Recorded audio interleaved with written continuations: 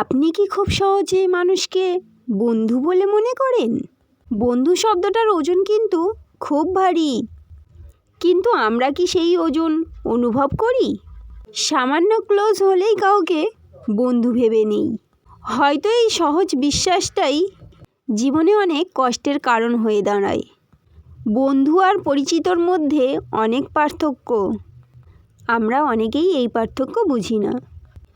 School, college, office, এমনকি social মিডিয়ার যাদের সঙ্গে আমরা একটু ভালো সময় কাটাই, তাদের সহজেই বন্ধু ভেবে নিই।